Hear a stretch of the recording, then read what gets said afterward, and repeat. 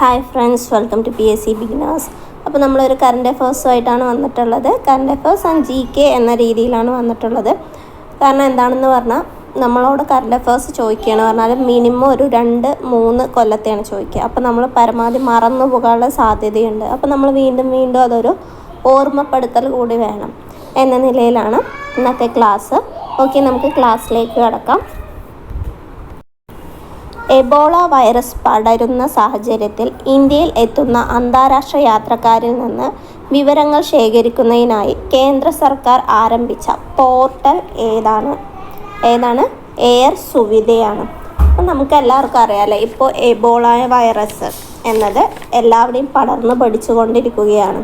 2026 May മുതൽ കോങ്കോയിൽ പടർന്നു പിടിച്ചതാണ് ഈ എബോള വൈറസ് എന്ന് പറയുന്നത്. പിന്നീട് അത് അന്താരാഷ്ട്ര തലത്തിൽ ശ്രദ്ധിക്കണമെന്ന് ആര് മുന്നറിയിപ്പ് തന്നിട്ടുണ്ട്? നമ്മുടെ ലോകാരോഗ്യ സംഘടനയും മുന്നറിയിപ്പ് തന്നിട്ടുണ്ട്. അതിൽ ഈ എബോള വൈറസിന് കാരണമായ രോഗകാരി എന്ന് പറയുന്നത് ബുദ്ധിബുഗോ വൈറസ് ആണ്. ഏതാണ്? ബുദ്ധിബുഗോ വൈറസ് ആണ്. അതിമാരകവും അതുപോലെ തന്നെ ഉയർന്ന മരണനിരക്കുമുള്ള പകർച്ചവ്യാധിയാണ് എബോള എന്ന് പറയുന്നത്. ഇതൊരു വൈറസ് രോഗമാണ്. എബോള വൈറസ് രോഗം, അതുപോലെ തന്നെ എബോള ഹെമറാജിക് ഫീവർ എന്നെല്ലാം തന്നെ ഈ എബോള വൈറസ് രോഗം അറിയപ്പെടുന്നുണ്ട്. ഇത് ആരാണ് പരത്തുന്നത് എന്ന് ചോദിച്ചു പറഞ്ഞാൽ ആഫ്രിക്കൻ ഉഷ്ണമേഖല വനങ്ങളിലെ വലിയ പഴന്തീനി വവ്വാലുകളാണ്. അതായത് മൃഗങ്ങളിൽ നിന്നാണ് ഇത് മനുഷ്യരിലേക്ക് പകരുന്നത്. അതുപോലെ തന്നെ ഇത് ബാധിച്ച മനുഷ്യരുടെ രക്തം, ഉമിനീര്, ഛർദി, മലമൂത്ര വിസർജനം, ശാരീരിക സ്രാവങ്ങൾ എന്നിവയുമായുള്ള നേരിട്ട സമ്പർക്കമുള്ളവർക്കും ഈ അസുഖം പകരുന്നുണ്ട്. അതുകൂടാതെ തന്നെ ഇവരുടെ വസ്ത്രങ്ങൾ, കിടക്കകൾ, ഇഞ്ചക്ഷൻ ചെയ്യാൻ ഉപയോഗിച്ച സൂചികൾ ഇവ ഉപയോഗിച്ചവർക്കും പകരുന്നുണ്ട്? ഈ എബോള രോഗം പകരുന്നുണ്ട്. ഇതിൻ്റെ തുടക്കത്തിൽ പനി, തൊണ്ടവേദന, പേശിവേദന, തലവേദന എങ്ങനെയാണ് ഇതിൻ്റെ തുടക്കത്തിലുള്ള ലക്ഷണങ്ങൾ എന്ന് പറയുന്നത്. പിന്നീട് ഛർദി, വയറിളക്കം, ചൊറിച്ചിൽ, കരൾ, വൃക്ക എന്നിവയുടെ പ്രവർത്തനരഹിതമാകലാണ് പിന്നീട് സംഭവിക്കുന്നത്. അതുകൂടാതെ തന്നെ ചിലരിൽ ആന്തരികമായും ബാഹ്യമായിട്ടും എന്തുണ്ടാവുന്നുണ്ട്? രക്തസ്രാവം ഉണ്ടാവുന്നുണ്ട്. ഇങ്ങനെ രോഗം വ്യാപിച്ചതിൽ 90% വരെയും മരണസാധ്യത എന്ന് പറയുന്നത് കൂടുതലാണ്. ആദ്യമായിട്ട് ഈ എബോള വൈറസ് എവിടെയാണ് വന്നത് എന്ന് പറയുന്നത് കോങ്കോയിൽ തന്നെയാണ്. ഡെമോക്രാറ്റിക് റിപ്പബ്ലിക് ഓഫ് കോങ്കോയിൽ തന്നെയാണ് ഇത് ആദ്യമായി വന്നിട്ടുണ്ടായിരുന്നത്. 1976 എപ്പോഴാണ്? 1976 ഇതിനെങ്ങനെയാണ് എബോള എന്ന പേര് വന്നത് എന്ന് ചോദിച്ചാൽ എബോള എന്ന പേരുള്ള ഒരു നദിയുടെ അടുത്തുള്ള പ്രദേശത്ത് നിന്ന് തിരിച്ചറിഞ്ഞതിനാലാണ് ഇതിന് എന്ത് പേര് വന്നത്? എബോള എന്ന പേര് വന്നത്. നമ്മൾ പറഞ്ഞു ഇത് കോങ്കോയിലാണ് റിപ്പോർട്ട് ചെയ്തത് എന്ന് പറഞ്ഞു. പിന്നീട് ഇത് എവിടേക്കും വ്യാപിച്ചു? ഉഗാണ്ടയിലേക്കും വ്യാപിച്ചു. അതുകൊണ്ടാണ് ഇതിനെ അന്താരാഷ്ട്ര തലത്തിൽ എന്ത് ചെയ്യണമെന്ന് പറഞ്ഞിട്ടുള്ളത്? ഇത് അടിയന്തര പ്രശ്നമായി കാണണമെന്ന് പറഞ്ഞിട്ട് ലോകാരോഗ്യ സംഘടന പ്രഖ്യാപിക്കുകയുണ്ടായത്. ഏകദേശം ജൂൺ വരെ തന്നെ 183 പേര്, ജൂൺ 13 വരെ 183 പേരോളം പേര് എന്ത് ചെയ്തിട്ടുണ്ട്? ഈ അസുഖം മൂലം മരണപ്പെട്ടിട്ടുണ്ട്.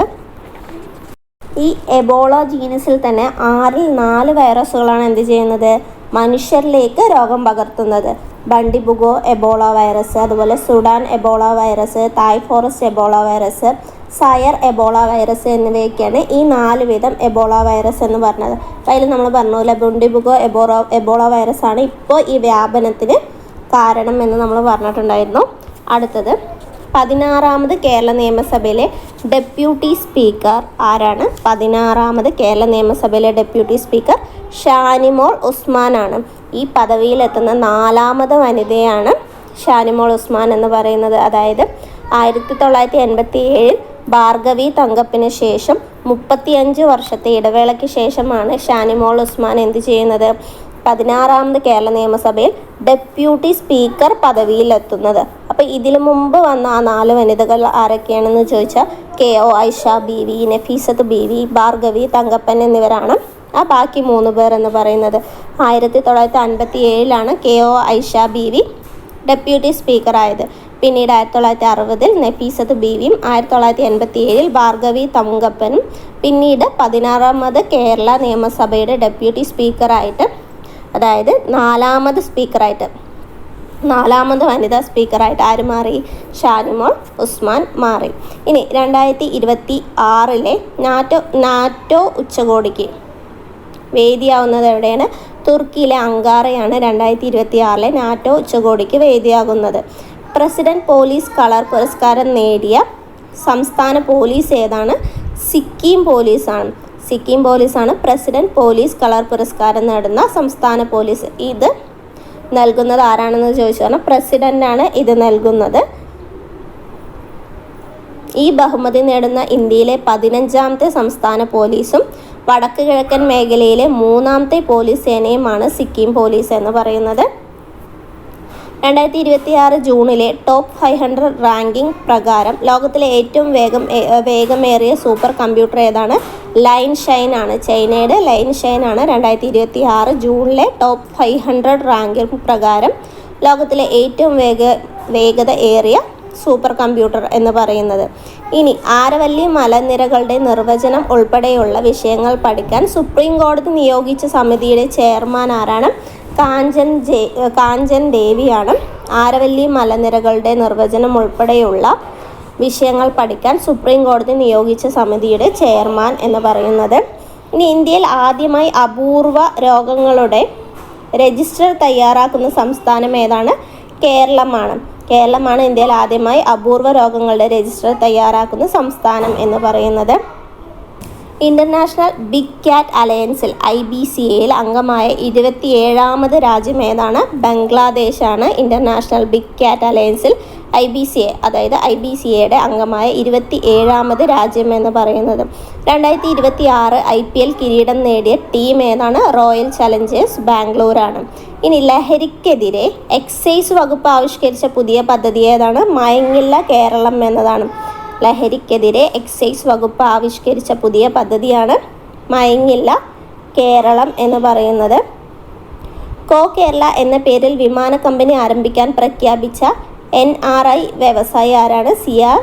CN വിജയകൃഷ്ണനാണ്. CN വിജയകൃഷ്ണൻ.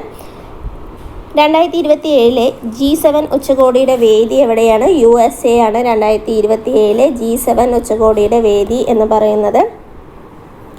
ഫിഫ ലോകകപ്പിൽ തുടർച്ചയായി 7 മത്സരങ്ങളിൽ ഗോൾ നേടുന്ന ആദ്യ താരം ലയണൽ മെസ്സിയാണ്.